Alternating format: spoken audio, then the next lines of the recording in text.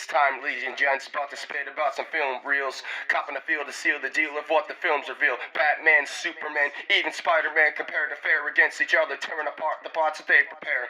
But these are just a few examples for the task at hand. On demand with cinematic contraband to shock the fans. To preach the theme, title, film, eat film. Tis the keen regime for cinema guillotines to rock my rhyme kiln. Welcome back, Movie Munchers! We've got quite the show for you today. With us, we have Collin, Big Nasty Wells, and Steven, Royce Bracket. How's it going, everybody? Great. Instantly. Good. Glad to be back. Glad to be back, are you sure? I am your host, Ben Siski, and last time I hosted you, Collin, it was pretty brutal. So It's alright. Live and learn, man. I'll You're be gonna back. get some redemption today. Yeah, we'll see. Alright. Well, everyone, this is our second battle in the first round of our tournament. We've already done Scott Icebox Nemi versus Aiden.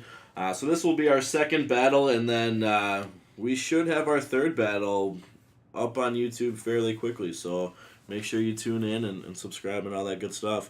Seidel was wearing a pretty good shirt today, and because of that, he decided... He got to call the coin flip, and he won and decided to go second. So we're not even going to waste any time here, folks. We're actually going to get right into it. Seidel decided to go second, so Collin, you are up first. You are going to have 3 minutes, and why don't you tell the listeners what your topic is first, right off the bat, just so everyone knows.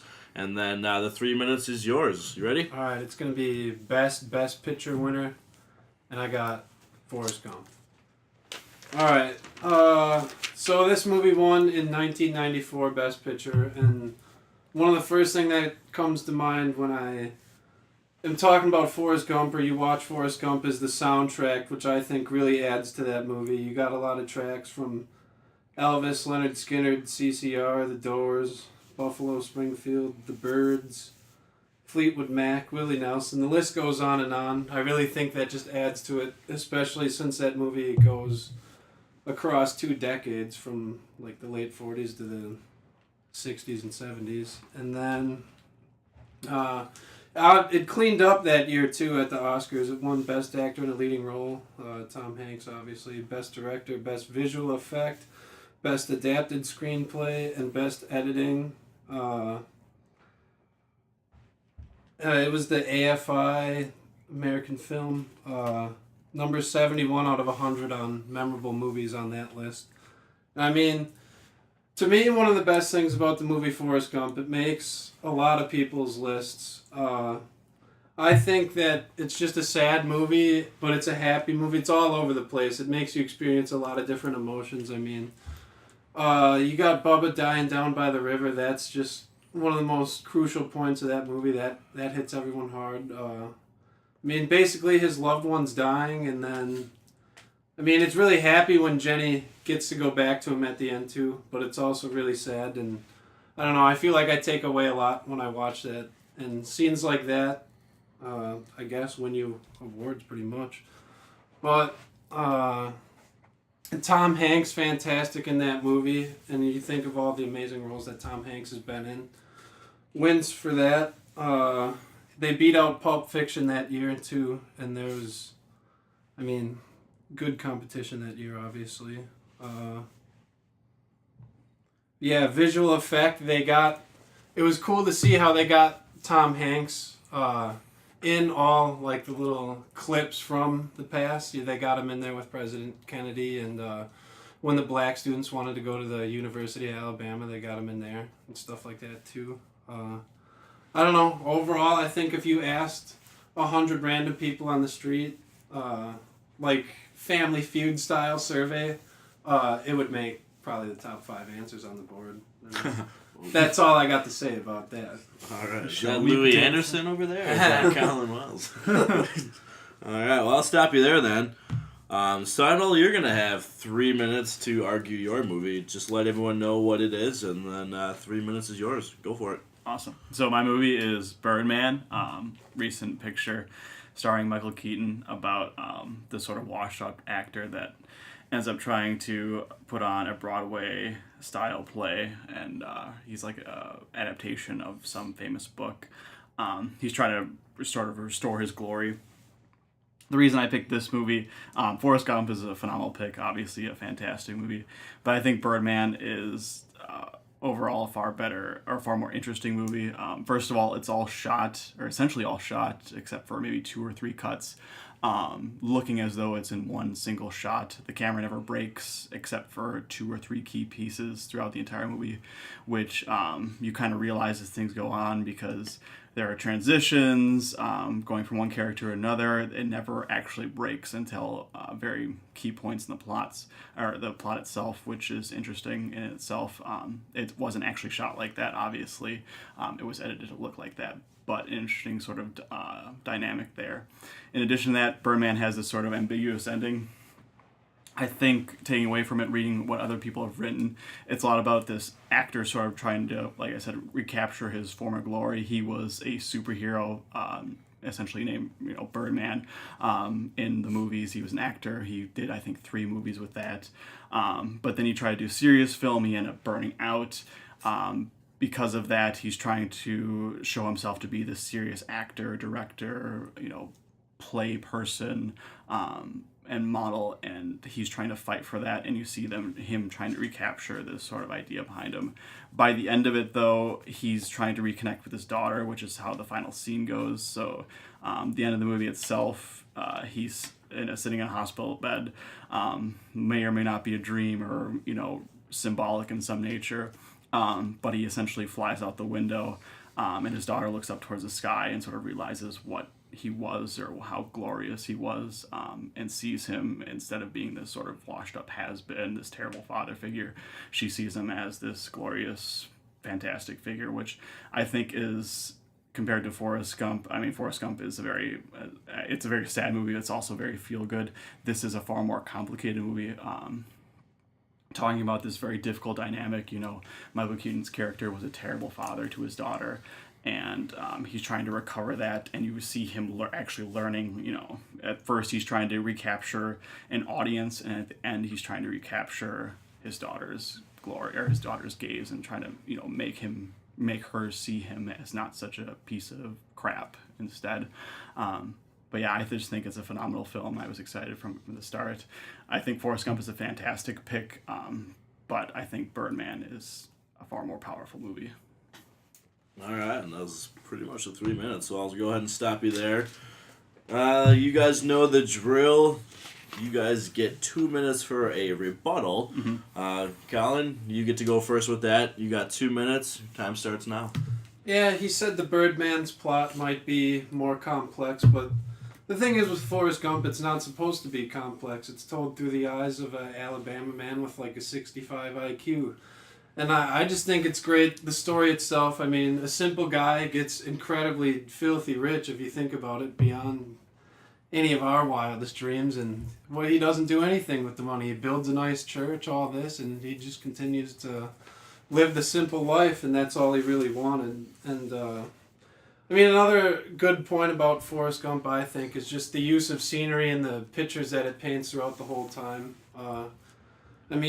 Vietnam, it looked great.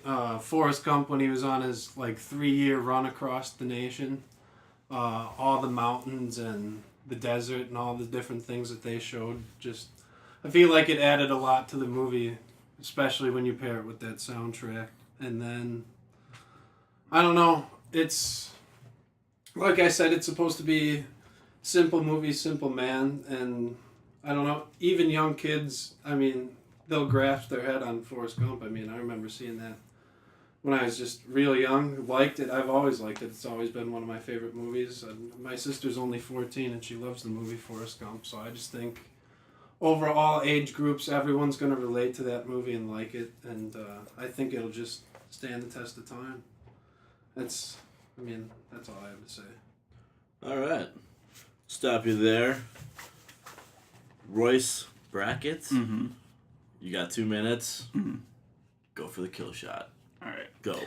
So, like I said, Forrest Gump is a fantastic pick. It's a difficult pick to attack because it's such a beloved movie, because, you know, everyone considers it to be this pillar of filmmaking. But I think at the end of the day, what it has going for it is oftentimes it's sort of feel-good nature. You know, you see this man who, like you said, has a 65 or 70 IQ struggling through all these problems and issues and making it through the end of the day. I think that's a lot of what people see about it, versus it being, you know, a fantastic film on its own or an interesting film on its own. Tom Hanks does a fantastic performance, but when I compare it to, you know, a film like Birdman, where this man is essentially fighting for his life. He's putting his life on his line, and he sort of becomes suicidal at the end. It's a far more interesting character, a far more interesting dynamic. You know, he shoots himself, or tries to shoot himself in the head, and fails essentially at the very end of the film, because he's so he puts himself so much into this film and this play. You wouldn't see that in the same sort of essence. Forrest Gump is, at the end of the day, a love story. This is more of a human story of this guy trying to, like I said, at the end of the movie, get back with his daughter after thinking all he wanted was the adoration of his fans over and over again. He wanted to be that guy in the sun to all these people. And at the end, you know, he jumps out the window and he flies after having all these hallucinations about being Birdman. And the only person to see him is his daughter. You know, his daughter looks up to the sky and sees him flying away. It's not, you know, a crowd of people looking at him. It is just his daughter. I think that's far more of a moving story of this sort of man coming to terms with both what he wants and achieving it at the end. And I don't think it particularly matters whether or not, you know, it was dream sequence or it was real or anything like that. I think that ending just by itself, without thinking about it, is far more powerful. All right, stop you guys there. That concludes our first round.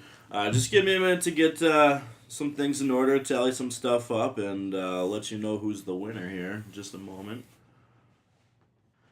All right, I've got the winner of round one. As a reminder, during this tournament, we are not going to have a fact checker. So in case you were wondering where that guy went, he's on vacation. So He's actually sitting right here. he is sitting right here, but he's just being a little lazy tonight. Scott, give everyone a little hello. Hello, Brother McGuire. Hello, Brother McGuire. All right, so Royce Bracket, how do you think you did? I'm guessing I lost, but that would be my assumption. Not very confident. I just feel like, in terms of category, or at least for this particular one, Forrest Gump is a stronger pick. That's what I personally think. Do you think you backed up Forrest Gump pretty good, Collin? I think I did all right. Never know. Never know. Well, I'll let you know. I do think you backed it up pretty good. You did win the first round. Basically, what it came down to is I think you guys both did a pretty good job at talking about how your movies related to the audience. Like, Royce, you know, you've got a father who's trying to connect with his daughter, and a father with any child, at that matter, you know, could relate to this. And Forrest Gump, we know, can relate to, like you said, Collin, people of all ages. That's huge. So I kind of just canceled those out in terms of, like, deciding which one's better. But what it came down to is you backed up Forrest Gump pretty good by, right in the beginning, it beat out Pulp Fiction, which is huge. I mean, you mentioned the competition that it had. Best actor, director, visual effects, editing, adapted screenplay. That's a pretty good list. You know, I mean, Royce, you didn't really mention anything that Birdman did, so I wasn't sure on how, you know, well it did in that, you know, category. But in a nutshell, I think Forrest Gump just got backed up a little bit better. I do want to say, though, both rebuttals were pretty weak. So keep that in mind going forward. Ouch. Maybe a little more attacking the other movie, not another 2 minutes to back up your own. But hey, you gotta do what you gotta do, right? Anyways, with that said, 1-0 in favor of Collin at the moment, but this is far from over. So with that said, we're gonna go ahead and start round two. Royce Bracket, you are going to go first this round. So why don't you give everyone the topic, the title of your film, and then you've got 3 minutes. Go for it. So I'll go with next topic, which I believe was best 80s film, and I chose for that Empire Strikes Back, Star Wars. So going back to this, that is, I believe it came out in 1980, Empire Strikes Back. No need to go over the plot. I think everyone listening to this podcast knows what the movie's about. But for the time, this movie was absolutely phenomenal. You know, coming out as a sequel to the original Star Wars, which got later renamed as New Hope. You have crazy CGI effects, interesting dynamic characters, Luke becoming a Jedi, working with Yoda for the first time in the movie, fighting Darth Vader, and that unbelievable, or at least at the time unbelievable, because by the time, I saw the movie, I already knew what it was the case, that twist ending that Darth Vader turned out to be Luke Skywalker's father. What? I could not imagine being in theater, kind of oblivious to all that, because at that point, that sort of twist probably hadn't occurred in cinema quite yet. To sit there and take that all in and realize like that villain the whole time had been his father would be absolutely phenomenal. In addition to that, this has probably my favorite scene in all of cinema. That particular scene, you probably know it from Jeremy's Barbecue, where Yoda's training Luke in the ways of the Force, and the X-Wing falls into the swamp, and Luke tries to raise it out of the swamp with the Force, and Yoda just, does it for him. The music during that scene was absolutely phenomenal. John Williams did a fantastic job with that whole bit, but you just felt this unbelievable sense of wonderment. Even now, thinking about it, I get goosebumps and shivers. It is just an unbelievable, powerful, moving scene. You also have a fantastic villain in Darth Vader, a betrayal in Lando Calrissian.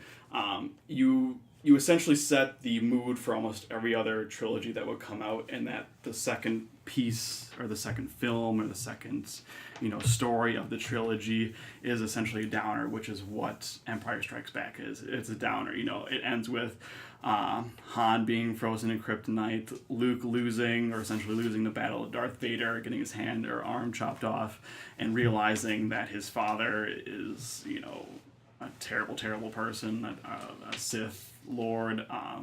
It's just, it sets so much apart from every other film at that time. It took what New Hope was and pushed it even further, and New Hope was so unique at the time. I think it's one of the best films of all time. I think it's the best Star Wars film of all time. And I definitely think it's the best 80s film of all time. All right, I'm going to stop you there then. That's going to be tough to follow, but Collin, I think you've got potential to do so. So why don't you go ahead? You got 3 minutes. Let everyone know the title of your movie and go.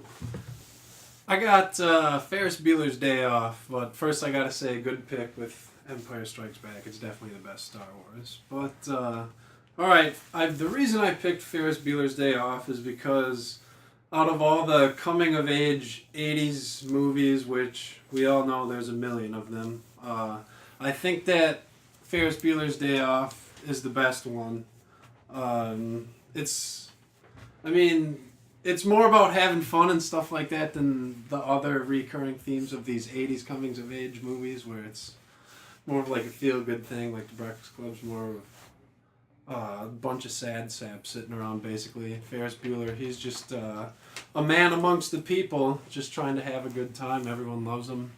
Trying to save Ferris because he's gone from school one day. The fundraiser, everything like that.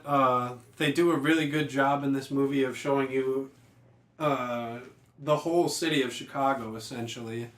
To Cameron's house out in the woods. Ferris Bueller's in the nicer neighborhoods of town. You go downtown, Michigan Street, Chicago, all over the place. You get to see Wrigley Field, which it's cool that it's still the same now as it was back then. I think Mia Sara is a better lady to have in there than Carrie Fisher. She's easier on the eyes, and a big 80s film thing is you gotta have a hot chick in your movie. So I think it might have it beat there. In 2014, this movie was preserved in the National Film Registry. They were basically saying it's gonna stand the test of time. and it's one of the funniest ones from the 80s. It's got the Ferrari. We can talk about the Ferrari. That's another common thing in a lot of 80s movies is a sick car, and they had that Ferrari with only 300 miles on it. There's only 300 something of them ever made. The Super Bowl commercial in 2012, that really just proves how this stands the test of time. It's Matthew Broderick's Day Off, the Super Bowl commercial. I mean, I think that if it was only one Star Wars, if it was just A New Hope, I don't think they would have been able to pull like a relatable Super Bowl commercial, especially for like 3 minutes. But unfortunately, I guess we do see some Star Wars commercials. But I guess my point there is just Ferris Bueller is a one-time movie, and still millions of dollars together for a commercial for something like that, and that's the one that everyone was raving about that year. Yeah, all in all, I think Ferris Bueller's Day Off just hits the nail on the head when it comes to good 80s movies. All right, stop you there. I gotta say you're doing a little bit better on your time management than the first time I was judging. I knew I had to come prepared. I didn't know if it was gonna be. I was just expecting the worst because I thought you did it every time, and I got here and he's like, "Did you have Siski?" He's like, I was like, "Yeah." He's like, "Everyone else says he sucks." I was just like, "Well, thanks." I mean, it was harsh. It was harsh at first. No one loves the judge. Just all hate, unless you win, right? That's exactly right. All right. Well, so far so good, gentlemen. We're gonna get right into the rebuttals. Royce, you're gonna go first. You've got 2 minutes and go. Okay, so with Ferris Bueller, it's a fantastic movie. But ultimately, what I think about it is, if you compare it to like Empire Strikes Back or a lot of other 80s movies, you made the point that it was rememberable. I don't think it's quite that case, that it's as memorable as people think about it. Yes, they'll remember it as this movie where Matthew Broderick is running around with a Ferrari and having his personal day off, but there's no real big, punchline at the end. You have this ending scene or near-ending scene where I believe Cameron, his best friend, his father's Ferrari is just trashed, and, Ferris is going to take the blame for it all. And he's like, no. Cameron's like, no, I'm going to talk to my father about it. And you see Ferris, like, kind of squirming his way out of it again. There's no real point to the movie other than it just being a giant cruise ride for Ferris. He gets away with everything. He calls into school for the 30th time and erases the record of it. He gets away with taking his best friend's dad's car, which is, $100,000 car, for a joyride around the city. It gets completely trashed. They can't get the miles back down. He knows about it, but it's not going to be Ferris's fault. It's going to be Cameron's fault. And so, yes, it's this very sort of feel-good movie, but because it didn't have this sort of punch, like, you're going to watch it, you're going to love it for what it is, and you're just going to forget about it afterwards. With Star Wars and Empire Strikes Back, you're going to remember the movie forever. Like, that movie, Luke is your father, that line will live in infamy forever. I mean, everyone. I knew that line before I had even seen a Star Wars movie. I knew Darth Vader was Luke's father before I had ever seen a Star Wars movie. It's a far more tested, far more relatable, or not relatable necessarily, but memorable line. Whereas Ferris Bueller, yes, you'll remember the good times of driving around and all that, of him having fun, him being in the parade, but it doesn't matter. It's just one kid's fun. That's about it. All right, I'm going to stop you there. Collin, 2 minutes to rebuttal Star Wars. Good luck. Although they had the big family twist at the end of Star Wars, obviously, they kind of had one of those in their own right at the end of Ferris Bueller's Day Off. His sister actually had his back at the end of the movie, which makes it kind of relatable. Everyone has an older or younger sibling that gets away with everything and stuff like that, and which would be Ferris Bueller. And the sister, everyone's got the sibling that loves snitching in the family too, so I mean, that was a very relatable scene. They had a lot of unique twists in Ferris Bueller, I guess. I mean, nothing catastrophic by any means, but running into his dad downtown, the principal coming to his house, and all of that stuff. Star Wars, essentially, I don't know. It's tough to pick apart Empire Strikes Back. I mean, you said we want to do more of that in this round, but it's just tough to pick pick down the ones that you love. I mean, that's really all I have to say. I don't really have much to rebut on this movie. All right, stop you there. I mean, yeah, that is tough, but hey, the rebuttal, it's not everything. So I'll go ahead and tally a couple things up, and we'll see what we can come up with for the winner of the second round. All right, winner of round 2 in the books. What do you guys think? How you feel about that round, Collin? Not good compared to the first round, to be honest. A little tough. Royce? I think I had probably a stronger film to argue, and I hope. Yeah, I mean, I really do think you had a stronger film to argue. Personally, Ferris Bueller's Day Off is about as boring as being a math teacher, in my opinion. I mean, it's just pretty brutal.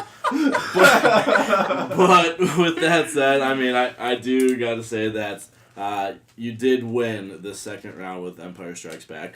Dope. And the reason why is because it's basically every point that you had, Collin, Empire Strikes Back has Had the it same point, even just harder. better. Just epic. You know what I 'cause mean? It's Like, it's Empire Strikes Back. People. better plot, better memorable scenes. I mean, the music in Star Wars is, come on, John Williams. Right.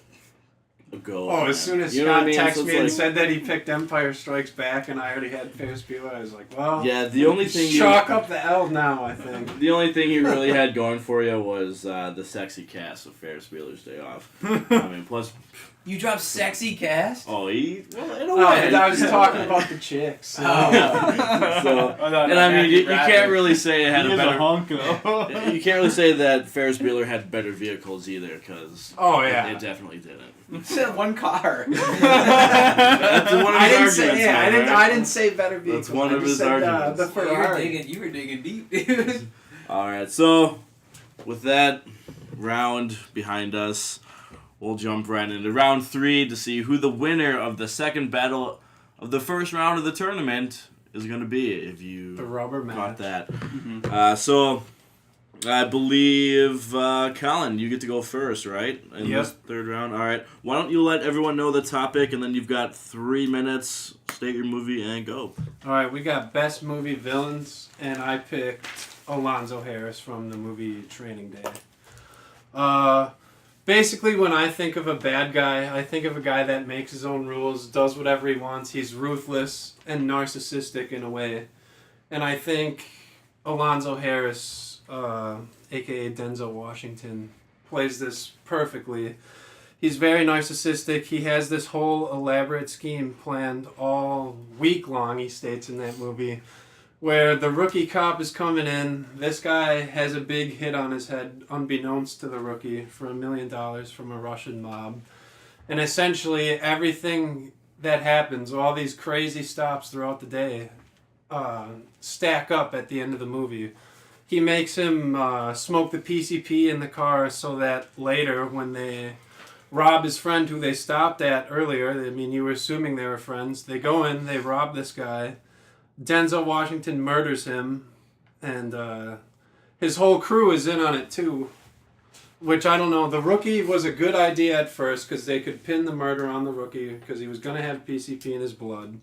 But I guess they could have just did that with their original crew. That's his one downfall. He just slipped up right there. The good cop unfortunately wins, but all the stuff that they do throughout their training day is just this elaborate scheme so that Denzel Washington can get what he wants. In 2001, he won the Oscar for Best Actor in that movie, and leading role. And you got to think of all the good movies he's been in. Malcolm X. I don't know if you guys are a He Got Game fan, but I like that one. Remember the Titans, John Q, American Gangster, Book of Eli, Flight. The list goes on and on. It's Denzel Washington. I mean, this guy's, in my opinion, one of the cream of the crop as far as actors go these days. And yeah, he only got that. He takes orders from no one. Obviously, he's a crooked cop for the LAPD. He uses money basically to buy warrants, or earlier in the movie, he goes in with no warrant and he says, "We don't need no warrant. We're the police. We can do what the fuck we want to." He takes orders from no one. He cuts people's throats. He stabs them behind their back. With reckless disabandon, he doesn't follow the rules. I mean, this guy is just a textbook bad guy at the end of the day, really. And that's how I'm going to close my opening here. All right, sounds good. Royce Bracket, 3 minutes. Go for it. All right, so best villain for me had to be Hans Landa from Inglourious Bastards. He is, well, you know, the Nazi played by God, I can't remember his name at the second now, but everyone would recognize him. So just from the intro of that movie, you get a very clear picture of what this movie is trying to portray, which is him being this very, very evil man. He is the consistent piece throughout all of this. I mean, the bastards get to him. You think it's a movie about them, but really from beginning to end, you know, that final scene, it's all about Hans Landa. So that intro scene where you're sitting there for maybe 20 minutes, you know, he's sitting, smoking his pipe, having a drink of milk with this farmer, and you realize after all this time at the very end, like, he's well aware of what's going on, that there are Jews hidden underneath the floorboard, that he's just trying to sort of pick apart this man piece by piece by piece. And I think that is an important setup because Inglourious Bastards is a film that is trying to be about this particular villain, or at most trying to be a film about this particular villain. From that point on, when you realize that, you know, he was in complete control the whole time, he wasn't ignorant of the situation at all, he knew what was going on all the time. Whenever he comes up again, there is like a wash of cold water all over your spine. You can just feel it all over your body. Later on, when Shoshana meets him in the French cafe, there's that cut where I think he puts his hand on her shoulder, or is right behind her, and you realize it's him again, and you're like praying to God, like he doesn't recognize her as a Jew, or a Jew that ran away. It's just phenomenally done. It is what you would want a villain to be. You are legitimately afraid at all points when he is on the screen about what is going to happen next. What also sort of leads to it is that, like any good villain, he has a fantastic sort of end to it. So at the end, he's negotiating for his life. You realize, like, he's not... I mean, he's evil, obviously, but he's clearly in it for himself. And you see him negotiating for his life, but then he gets his sort of comeuppance, which I think is really important for a villain in itself. Like, he's a fantastic villain. If he gets away, is that really as phenomenal as having a good ending? And they sort of build upon that by, you know, having every Nazi survivor they leave behind, giving them a swastika on their head. And just that last scene where, you know they do it, but you see it for the first time happen to Hans Landa. I think that is really important for his character and for him being a villain. You need to see him have his sort of end. Like, yes, he gets away with it all. He was a terrible... he was committing war crimes, but they get this sort of vengeance at the end, and it's sort of poetic justice in a lot of ways. So that's why I think he is just a fantastic villain. All right. You guys know what's next. Rebuttals. Collin, 2 minutes. Floor's yours. Yeah, I do think Christoph Waltz did a good job playing Hans Landa, but where Hans Landa lacks in comparison to Alonzo Harris in Training Day is the fact that he's taking orders the whole time from Hitler, and like I said, Alonzo Harris, the guy makes his own rules, his own schedule for the whole day. And Hans Landa, he's never out there on the front lines. Like, you get to see Denzel Washington, the badass villain, the whole time out there. The camera's on him. He goes through the hoods of Los Angeles. He goes realistically all over the place. He comes to a tragic ending too.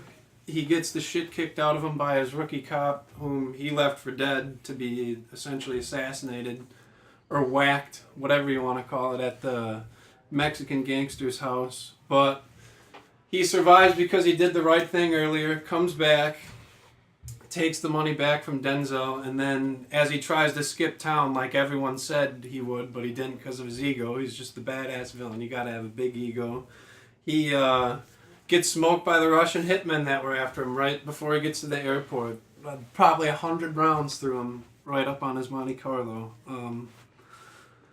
I just think at the end of the day, Alonzo Harris takes orders from no one, elaborates these big schemes at the beginning.